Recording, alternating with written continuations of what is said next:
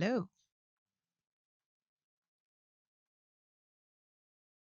Okay, we'll use this one. Good morning, everybody. How's everybody feeling? How's everybody doing? I see mostly smiley faces. I like it. Welcome back to day 3 of our Health 2.0 conference, USA edition here in Las Vegas. You know what? Whether you had one overpriced cocktail last night or 10, I'm not here to judge. I'm proud of you because you're here. You made it back this morning to continue the journey, continue the growth, and continue the learning. So glad to have you all here. We've got another fun, field packed day for you. Lots more to learn, some great panels, keynotes. And a couple other surprises in between. So it's going to be a great day. Let's move on. Before our first panel, I do want to give a shout out to our sincerest gratitude to some of our sponsors. Our platinum sponsor, Flow Patterns, and bronze sponsor, Zaniz Health and Fitness, for the support and partnership, which have been crucial in making this event just a huge success. Also, guys, we want to be brought with you, and it's a great way to really maximize your exposure here with the new friends and connections you've made, colleagues. Please be sure to post your pictures from the conference everywhere and tag us in them. You're going to use the hashtag health, HEALTH, number 2, and CONF, short for conference. So please and thank you. And of course, you never know when we'll be sharing some of your pictures as well on our page on LinkedIn and other platforms as well. So without further ado, let's get this party started. We have got such an interesting panel up for you first. I am so excited about this topic. It just so fascinating to me. It is going to be about unraveling the mystery, showing you how to nurture your mind through your stomach. To keep this conversation going, we are going to invite Dr. Mohita Shrivastava, neuroscientist, founder, and CEO of Cognitome LLC, as the moderator, and she will be bringing up our panel. Let's give her a big round of applause.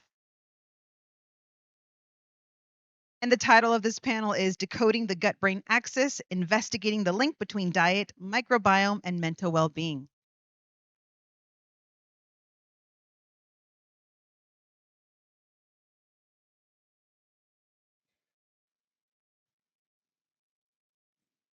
Anna, Laurie, definitely. Morning. Good morning. Good morning.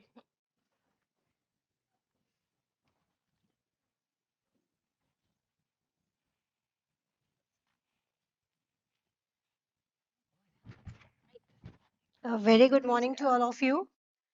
Good Good morning. morning. And today, in day 3 of the Health 2.0 conference, uh, we would like to begin the first panel discussion of the day on the topic gut brain axis, investigating the link between diet, microbiome, and the mental well being. So, I would like to welcome all the panelists on the stage. And good morning, and I welcome you all. And I will give you 1 quick minute to each one of you for a quick introduction about yourselves. Okay, my name is Ana Penido, and I'm the CEO and founder of a nonprofit called Home Mind Symphony. And this nonprofit, the goal and the mission is to open the first supportive home model for people with serious mental illness, especially schizophrenia. And I started this because I have two sons with schizophrenia, and one of them is totally recovered after 5 years of changing his diet. But the second one, he has a different metabolism, which we'll talk about here, and he's called treatment resistant. And there's a lot of people like him who do not have a place to go, even after they go to hospitals, institutions, because the medication doesn't work quite well. And so my idea is to open this home so we can have a nutrition that helps them improve. And there are now cutting edge studies about that, that nutrition really helps revert serious mental illness. Thank you. Good morning, everyone. I am Lori Ellington, and I am the CEO and founder of Ancient Science Incorporated. And what I do is I integrate ancestral wisdom and practices from our ancients with modern science, such as neurobiology, psychoneuroimmunology, mind body research, quantum physics, flow states of consciousness, and things like that, nutrition as well, and functional medicine. And I take what I call a neurosomatic approach to helping people heal, self master, and really just get on a path of human optimization. And what I mean by neurosomatic, it's a network or systems approach. So it's mind, body, brain, seeing everything as a unit versus parts. We'll be talking a little bit about that today. Happy to be here. Thank you so much. Thank you, Laurie. Good morning, everybody. I'm Dr. Stephanie Bathurst. I'm the CEO and founder of Bathurst Family Therapy, which is a psychosexual private practice out in Oahu, Hawaii. Our specialties are human psychology, interpersonal dynamics, and I'm also a certified integrative medicine specialist for mental health. So, any kind of holistic and comprehensive treatment plans for anxiety, depression, ADHD, PMDD, bipolar disorder. Great to be here. Thank you. Morning, everyone. Janae Sasso, CEO and founder of Senior Runs. We are a web and mobile platform that connects aging adults to health aides that provide chronic care management, such as transportation, kind of an all-inclusive care model to drive positive health outcomes. And, when it comes to caring for seniors, they are the most vulnerable population. So when it comes to gut health, we really need to make that a focal point. Hi, everyone. My name is Parmjeet Kaur. I will be doing a test on the pronunciation of my name after this. I am an entrepreneur, but my background is I am a certified global project manager and a certified Scrum Master. I've worked in health tech for the last 20 plus years, and I worked with a lot of government agencies, specifically in the Medicaid space. So again, I'm a government contractor. But moreover, a little bit about me and why I find myself here on this panel. I was diagnosed with multiple sclerosis when I was 24 years old. And I have seen firsthand how diet is pivotal in the way we manage disease and uh, just the way we having an interactive approach to health. I was also published in a book called Beating Multiple Sclerosis, and Beating Multiple Sclerosis is a culmination of patient stories, individuals who have used diet and exercise rather than traditional medicine to basically heal themselves of MS. And in these stories, we have found that based on diet, we can sometimes even shrink. So, if anyone's familiar with multiple sclerosis, uh, the way it materializes is typically patients have lesions both in their brain as well as on their spine. And we have found that through diet, we can actually decrease these lesions in the brain. And a lot of patients have been able to heal themselves without needing to take traditional medication. So thank you, everyone. A pleasure to be here. Thank you. Thank you all for your introductions. And myself, I'm Dr. Mohita Srivastav, and I'm a neuroscientist by profession, and I'm also the founder and CEO of Cognitum program. This program aims to uh, uh, provide cognitive training, cognitive rehabilitation, and cognitive remediation therapies to the patients of anxiety, depression, PTSD, TBI, and stroke. So, well, this is all about me. And without any further delay, I would like to begin this panel discussion on a very interesting topic, decoding the gut-brain axis. So, as we all know, that gut-brain axis has become a burgeoning field, of research and shedding the light into this, and the connection between the brain and gut is actually a very important topic to discuss about. And this encompasses various fields like neuroscience, research in the field of neuroscience, research in the field of psychology, gastroenterology, and nutrition and psychology. So, aiming to understand how these seemingly different branches or entirely different branches and systems interact and influence each other. So, to discuss further, let's begin our discussion by understanding the very common concept. What do we understand by the term gut brain axis? Nowadays, many healthcare professionals as well as the researchers are using this term very frequently, gut brain axis. So, for a commoner, and this question goes to Anna, Laurie, and Stephanie, 2 minutes each. If you can please explain to our great audience, what do we understand by this term, gut-brain axis? Okay, I'll start because that's what I do is teach to parents and families and sometimes peers, people with serious mental illness, and you have to use a language that they understand. And so I even have pictures. We don't see our gut, but we have billions of living beings in our guts, way more than the universe stars. And you have the good bacteria and the bad bacteria. And whatever you feed it through food is what the bacteria like or dislike to eat. And a big one is sugar, right? So the bad bacteria loves sugar. So the more sugary or carbs that you eat, that population is going to grow. If that population grows, the other good population is going to be in balance. So that imbalance will send signals to your brain through the vagus nerve, and you will feel different. And sometimes people don't realize, well, I'm feeling irritable or I'm feeling depressed or because of something you ate and you have been eating. It's not one thing of a day, it's more like everything you eat throughout your life, because every day you put something in your mouth, it makes a difference. And the good bacteria likes what? They like the fermented foods, they like vegetables, and if you give them the right balance, then you start creating peace in your gut, and that peace will go back to your brain. Lovely. Yeah. So, when we were forming in utero, in the embryo, we started out as one tissue.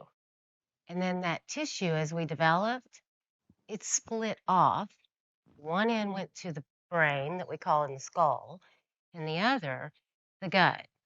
And this enteric nervous system developed, which is this mesh like web of brain cells. It's just a brain as well. So it's not like we call it the gut, but it's really a brain.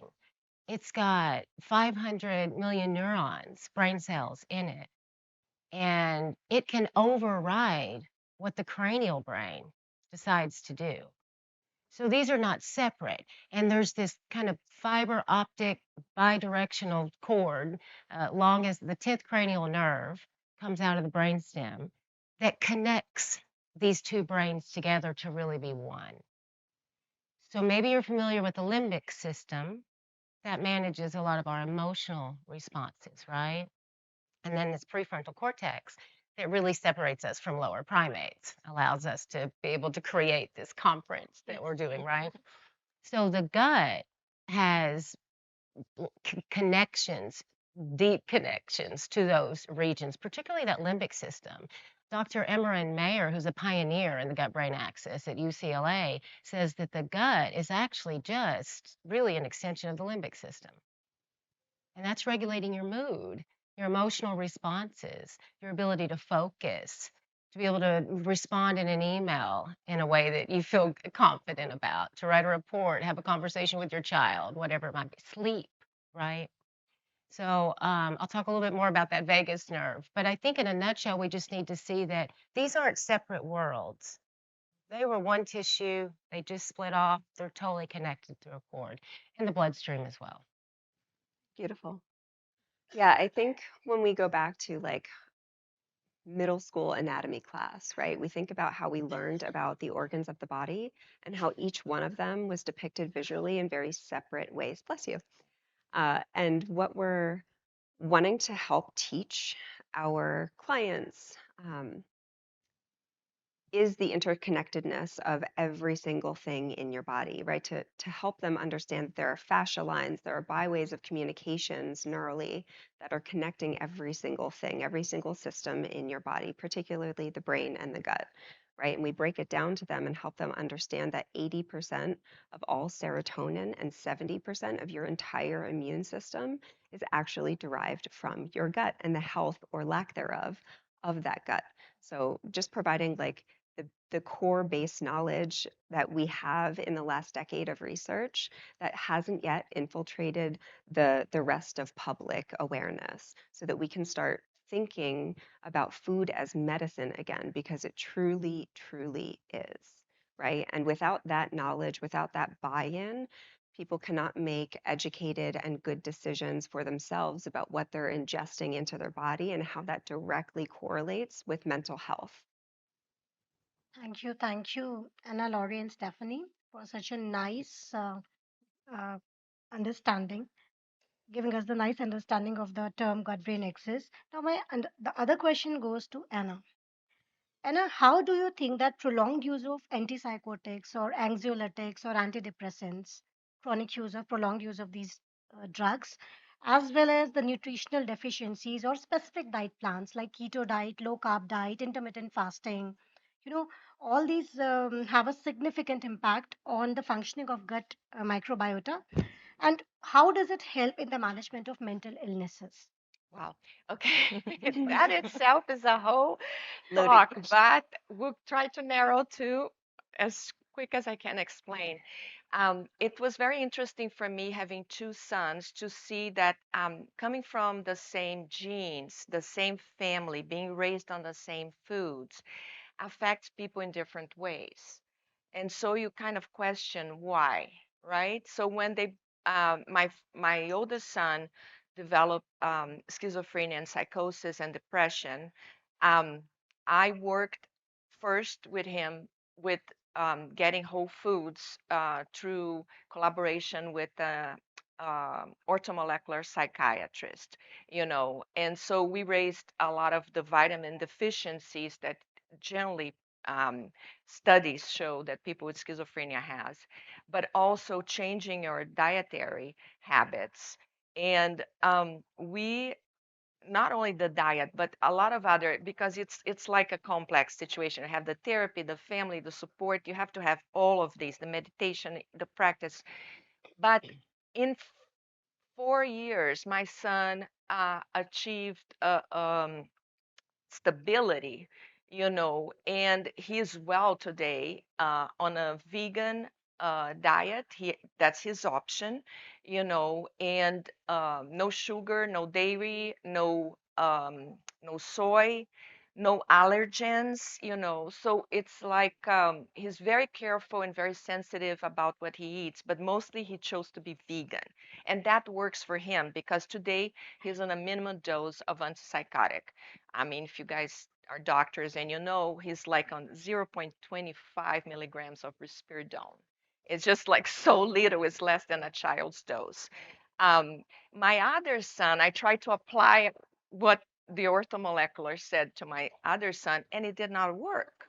I didn't see the difference. So my son has been in an institution for 10 years, unfortunately, because he's treatment resistant. Like they tried several different antipsychotics. And what happens in these institutions is that they serve processed food, and you cannot even bring some vitamins. And I've been fighting along to get at least something. And so I managed to get him to have probiotics, which really helps to counterbalance the processed food. Um, but over these years, my son, because of the antipsychotic he's been taking, Olanzapine, um, natural name is Zyprexa, um, he has developed fatty liver disease. And so when he did this, I panicked because I says my son's going to die from cirrhosis instead of mental illness, and or so I says, how can we revert this?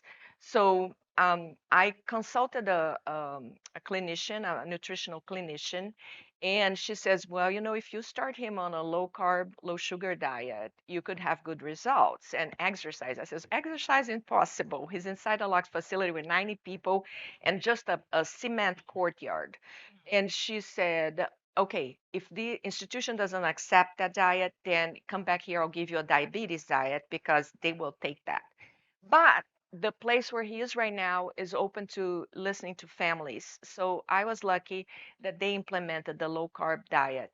And I was astounded because I had to have my son on board too. That's a part of education that is very important. You just don't force things because everybody else is eating the gluten, everybody else is eating the carbs. How you get somebody to choose not to eat that? And so I showed him videos of Dr. Berg on YouTube, very simple, showing how it was inside and what was happening to his liver. He got it. And I said, you know, you need to be on board of this if you want to live and if you want to go after your dreams. And he says, okay, mom, I'm going to do that. And so he was in agreement to do the low carb diet. In just 5 months, my son lost 30 pounds, and the doctors were astonished when they did all the tests again because the fatty liver disease disappeared. So this is something that we really need to think carefully, because also another thing that's important to add here, I went to the psychiatrist and I asked, you know what, this medication Ozempine is being said here on the prescription that it says it develops side effects of high triglycerides that can affect your liver. Can you change to something else? So he decided to shift it and take that one out and try clozapine, which is the last of the drugs that they use on the scale for psychiatry because it affects your blood counts. But I said, let's go for that. And my son is doing the best he's ever done with this change of antipsychotic together with the low carb, low sugar diet. Thank you. Thank you so much, Anna, for sharing your personal experience. And now my next question goes to Laurie. Laurie, can alterations in the gut microbiome lead to neurochemical imbalances like of serotonin, GABA, or vagal tone disturbances, as implicated in various psychiatric or mental illnesses? And how do these mechanisms operate within the gut-brain axis? Yeah. So the vagus nerve, who's familiar with that? Heard of it? Yeah, some of you have. The longest bundle of nerves really in the human body comes out of the brainstem. It's the 10th cranial nerve. It's two kind of cords. Vagus, think vagabond in Greek. That's the derivative from that word. It roams and meanders. It connects up the three brains that you have. You have three. You have one in the skull, and you got a brain in the heart. That's the cardiac nervous system, and there is a brain in there. It thinks, it feels, and produces neurotransmitters, right? And then you have another brain. What? Enteric nerve. And then the enteric nervous system. That's right. And it connects those three up. So it's this super highway that's bidirectional. Here's what's really interesting and unique about the vagus. It's a data collector. It's modulating inflammation.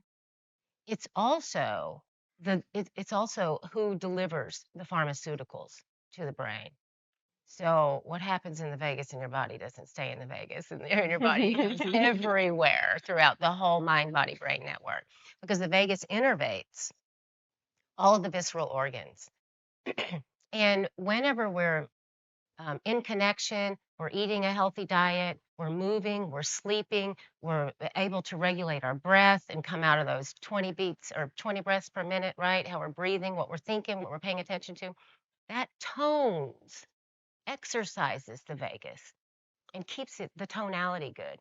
But when we're in, there's a branch of the autonomic nervous system that's like your gas pedal, which is the sympathetic branch, which we're in a lot. That does not, the vagus nerve does not power through the sympathetic branch. So we lose its tone. Okay, the gut, the microbiota in your gut produce your pharmacy. The microbiota in your gut produce vitamins, produce antibiotics, produce all these called metabolites, 500,000 metabolites. That's the pharmacy that you have inside of you. And like the serotonin, 90% of that serotonin is produced in your gut, your mood regulator. Your dopamine, 50% is produced in your gut, right? That's a motivation to make a change in your life, right? If you don't have the bacteria in your gut because of dysbiosis, which is Anna was talking about, the bacteria that does the conversion, that converts your chicken to the serotonin, that's where it's happening, right? Then you don't have any of that to go up through the vagus. And then that's going to cause problems with the tonality of the vagus as well by firing the stress response, the HPA axis, the hypothalamic pituitary adrenal axis, right? So we got all this cortisol, that's impacting your gut bacteria as well, killing off some of the positive ones that are creating your pharmacy for you, right? or not even get, I think maybe Stephanie's going to talk about leaky gut a little bit, but this is upregulating an inflammatory response. Well, your vagus is your anti inflammatory nerve. It's producing acetylcholine that keeps things chill, keeps you relaxed, keeps your heart rate down, and all of that, right? So if you're losing that vagal tone because of a dysbiosis or you're under a stress response, right? Most of the signals are actually coming from the body to the brain. So for approximately every 9 bits of communication between the brain and the gut by way of the vagus is coming from the body and the gut up to the brain.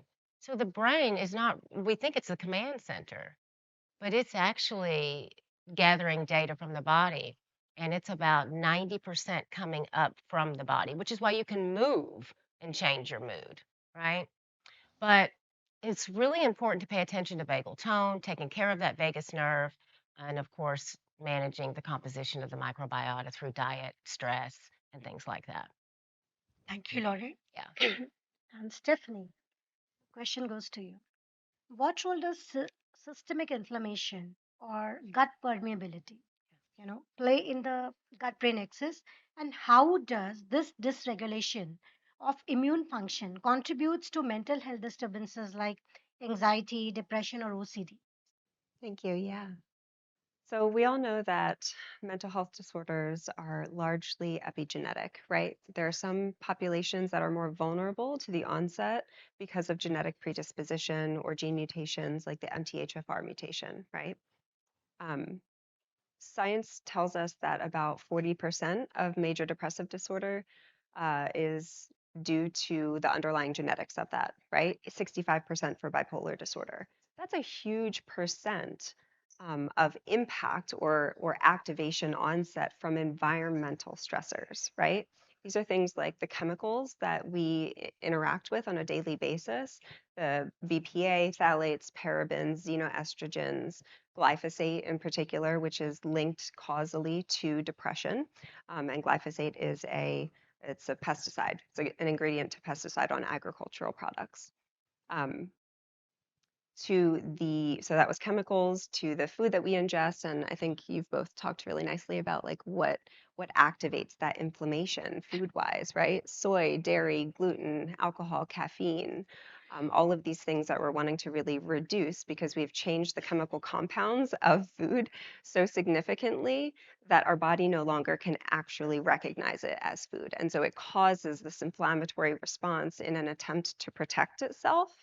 But what ends up happening in a state of inflammation, prolonged inflammation in the gut, is that the lining of the stomach starts to become permeable. It starts to separate. When that separation happens, the parasites and the gut bugs in your stomach start to slip through, get into your bloodstream, make it up to these other microbiomes within your body. And all of them are uniquely different in what bugs they house and how they can accommodate those. So when we get the microbiome gut bugs into our brain microbiome, it causes leaky brain, right? This is a source of environmentally triggered depression and anxiety, right? So we're really wanting to include in our treatment protocols with our clients nutrition. We know vitamin D, vitamin B, magnesium, zinc, iodine, these are all deficiencies, nutritional deficiencies that are linked to mental health instability. And so that has to be a really important proponent, or I'm sorry, component to our treatment protocols, in addition to some of the more traditional psychotherapeutic or meditative movement uh, inclusions, right? So yeah, I think there's so much that we can do to have a holistic process to heal mental health and deactivate those genes if a client does have them. Thank you, Stephanie. Yeah. Jane, do you think that shaping the development and function of the gut microbiome, utilizing personalized intervention approaches such as microbiome profiling or dietary interventions, uh, or use of chronic medications, somehow impact overall quality of life across the various population and especially among the geriatric population? Yes, great question.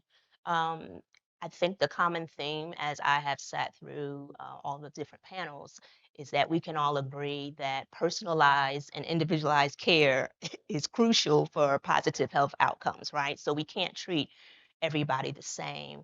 And I know we have over 1,000 species of bacteria in the gut, and we're still exploring which bacteria supports and optimizes mental health. And I know that I'm glad to know that that is something that is being studied, because that's going to be important for the microbiome profiling of patients and the dietary interventions that are implemented. And so when it comes to seniors, they are a very vulnerable population, because as you age, your systems and body functions slow down. That's just par for the course. And so we know that, but I think that the challenge has been, from what I have seen with caring for our clients, is the ageism, the discounting that this is just old age, and yeah, you're depressed, or you have anxiety, or you have acid reflux, or whatever the case may be. And so when physicians do kind of get their profile, a lot of it is not being tracked back to the gut. It's being discounted as just getting older. Even happened to me at when I turned 40, and the doctors like flipped the page, and he had all of these questions. He added like a ton of additional questions, and one of them was, do you have acid reflux? At that time I didn't, but I was curious. I mean, I've been studying gut and brain health for years, so I just wanted to know what his perspective was. And I asked, why did you ask me that question at 40? What happens at 40 that you ask that question? Because I mean, when my children were babies, like you said, I'm looking at their digestive system, right? I'm not just assuming that it's just going to naturally, do what it's supposed to do. And he just simply said, "Oh, this is just things that happen when you get older." And that was kind of the extent.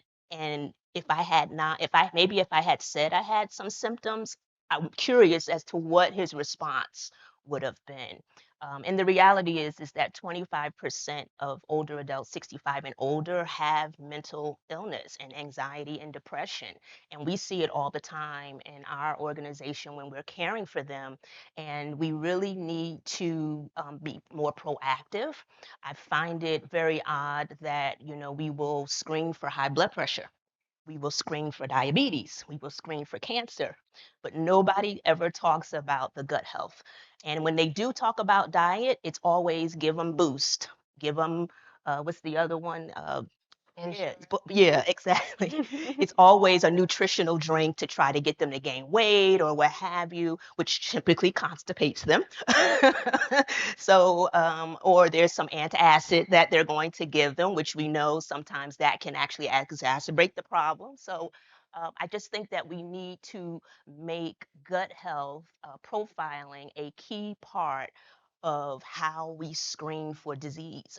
And if a physician notices, or a clinician or anybody notices a mental health issue with a geriatric patient, we need not discount it. We should take a deeper dive and do our best to try to uncover what the real issue is, because as our systems and functions slow down, obviously nutrient absorption is going to be impacted by that. And so, and when we work with a lot of seniors, they're isolated. So sometimes they can't eat properly because they can't get access to the nutritional foods that they do need, or they don't even have the cognitive function to make the decisions to eat make a better food choice. So there's a lot of complexity in serving seniors, a lot of social determinants of health that arise, and that is something that my company has really worked hard to try to bring to the attention and bring to light of the healthcare community. Well, I think there's also, and because everything that you said is spot on, I think there are a lot of underlying conditions that cause mental health instability that compounds over time the longer that you have it in your system, like heavy metal or candida overabundance, which is linked to like ADHD, right? There's a lot that builds in your cells and in your systems that your body cannot organically excrete. And as we age, this vulnerable population is so underserved because those things are not tested. They're not even talked about, but they're very much impacting mental health stability for this particular population. Exactly, Yeah. definitely. Thank you. Pam, the question goes to you. how can interdisciplinary collaboration between researchers in nutrition, neuroscience, psychiatry, gastroenterology, psychology, you know, advance our understanding of the gut-brain axis and facilitate the development of innovative interventions? Sure, absolutely. So I think the number one, the integration of these different modalities, these different levels of expertise from all these different individuals in their respective fields, I think that can lead to innovation in technology in solving the very complex gut-brain axis.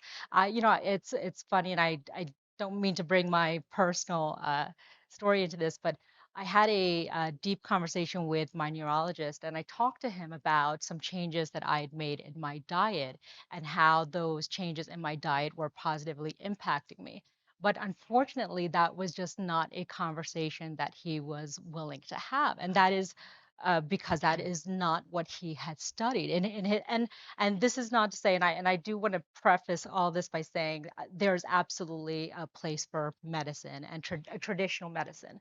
I myself have had a chemotherapy-based stem cell transplant, which essentially, in addition to my diet, healed me, and I've been in remission for 7 years.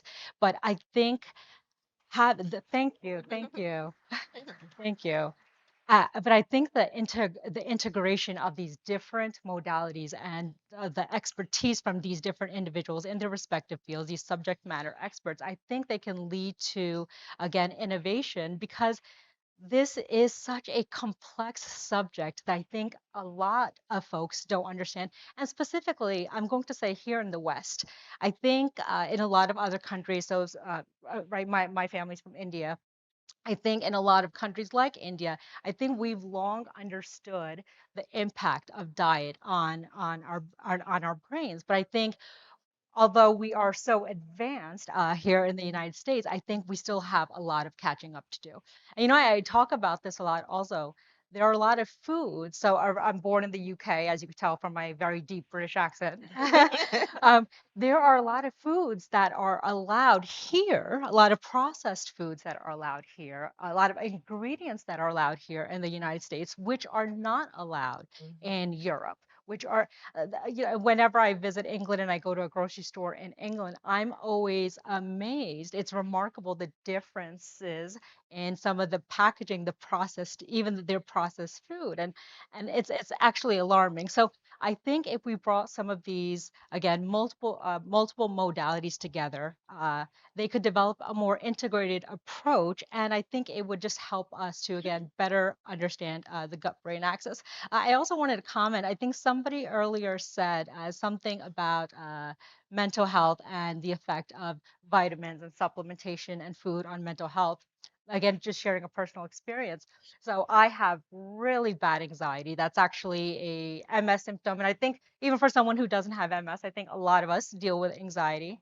Um, and so I went to my PCP, my primary care provider, and I asked him for something because the anxiety, and I was also dealing with depression, it was unfortunately causing my IBS to accelerate. And I was having trouble even leaving the house because immediately I would start thinking, okay, I hope I can get to my destination. Okay, is my IBS going to act up? And so he put me on an antidepressant. That was his go-to. And I was on the antidepressant just for 2 days and I realized it made me feel horrible. And again, not to say that there isn't a place for antidepressants, they work miracles for so many people. But I started looking into what else can I incorporate to relieve me of my anxiety and some of the symptoms that I'm experiencing. And I learned that a diet rich in magnesium works wonders for anxiety. And again, I had no idea. And so anyway, I switched to a magnesium and B12 rich diet, and all of a sudden, while not completely eradicated, my anxiety decreased monumentally. So, all that to say, yes, I think we need to have an interconnected, collaborative approach to maybe maybe not solving, but really working on this understanding of the complex understanding of the gut-brain axis. Thank you, ma'am. So, with this, we have come to an end of our panel discussion. And just one key takeaways, in 1 or 2 lines for our audience from each one of you, very quickly. Okay. I think it's about your uh, culture and your education and what you are open to do to change your life because we eat every day. That's it goes back to this. It's a practice that you're doing unconscious or you can do it conscious. And my take is like first thing, change to whole foods, fresh foods, more vegetables on your plate, especially the dark leaf vegetables which are left behind. These will change your biochemistry. I also just want to say that I'm doing a course in May, and it's going to be online course so everybody can do it. And it's a course teaching you the foods that make you smile and remove anxiety, depression, and psychosis. Is a preventive and a course for recovery. And all of us have somebody that needs this in the family or friends that we know. So please take a flyer from me later. I'm teaching this with my son who has recovered. So it is really inspiring for people who are going through recovery to hear from somebody who's doing well how diet became the major focus of their lives. Thank you. Laurie? Yeah, so you host a rainforest inside of you, and that rainforest produces pretty much everything that you need to be well. Vitamins, like the or the neurochemicals to take care of your mood, to manage your inflammatory levels, which is the lies at the heart of all chronic illnesses, right? And now we know depression and anxiety. And so take care of that rainforest inside of you. You are an ecosystem. And realize that that is impacting every decision that you make, how you sleep, how you rest, how you focus, your health span, your lifespan. It's all interconnected. So respect this ecosystem that you have inside of you. And so we've talked about the food, but pay attention to movement. Take some deep breaths, social connection. Go outside and play in the dirt and don't wash your hands immediately. It actually increases diversity of your microbiota, And right? let the dog lick your Yeah, let hand. the dog lick. We're over hygienated. So um, just pay attention and be mindful of this powerful ecosystem and rainforest that you have inside of you. And take care of your vagus nerve. And I just mentioned some ways to do that with, resting and movement. And beware of the antibiotics and the ibuprofen and things like that. Those are really poking holes and causing some problems with our gut permeability and inflammatory levels. So, Yes, they are. yeah. I know that all of us have many different clients. I know that some of mine don't always live in an area or have the financial means to access good food, right? That's a real legitimate concern. And so we can talk all day, and I love talking all day about good food and what specific foods give you these nutrients. But at the end of the day, if our clients don't have means to access them, it doesn't help them, right? So at the very least, helping them get access to third-party tested nutraceuticals specifically for methylated B complex vitamins, for omega-3s, just like the very core basics, trace minerals that they can drop into whatever drink they're drinking throughout that day. Like if you were to just include those three core things for the majority of clients, I promise you, you will see drastic improvements in mental health, even if they can't implement all the other things that we're talking about today. Start somewhere. My, Yeah. my my last words is just to encourage you to advocate for yourself and advocate for others. When you're in, I think if we can continue to have these conversations and draw attention to the importance of gut health, we can see some change with people's approach to it. Some people are, lean mostly traditional. Then you have holistic. I would like to see more folks in the healthcare community kind of come somewhere in the middle ground. But I think a lot of that, and my challenge in my business and just having these conversations, is just that we have to have more people having them. So advocate for yourself. If something's going on in your body and the medication isn't working, or you are looking for a more natural way to deal with it, don't be afraid to bring that up. And if you work in a healthcare setting where there's some, in geriatric care or what have you, speak up and say, you know what, you're serving these people this type of food. Is there a way we can get them an apple? Can we chop it up? What can we do to enhance the quality of their diet when they are in our institutions? Because a lot of times we just kind of do our job because we're tired, but we're not really paying attention, and therefore we don't have good, healthy, quality conversations. So, great points from all of my fellow panelists. I couldn't agree more. The takeaway for me, and I think of a few folks have said it, I think which validates what I've always believed, is there is no one size fits all solution for anyone. I think what will work for one individual may not work for another. And I think, as Anne was saying earlier, whereas her sons changed his diet and the impact was positive and tremendous on him, it wasn't the same necessarily for her other son. I think there is no one size fits all approach, but the overwhelming consensus is that that a healthy diet rich in whole foods, potentially supplements if you need them, I think is going to be the best approach. But again, there is no one size fits all solution. What works for one individual may not work for another, but again, a diet rich in nutrients, whole foods, less processed foods. And I actually feel like a hypocrite as I say this because my diet is not the best always, but I'm a work in progress. I think we all are. Yes. But yes, that is my takeaway. Thank you. Thank you. Thank you, ladies. Fantastic. Another round of applause for these ladies, our moderator, our panelists. That was so insightful.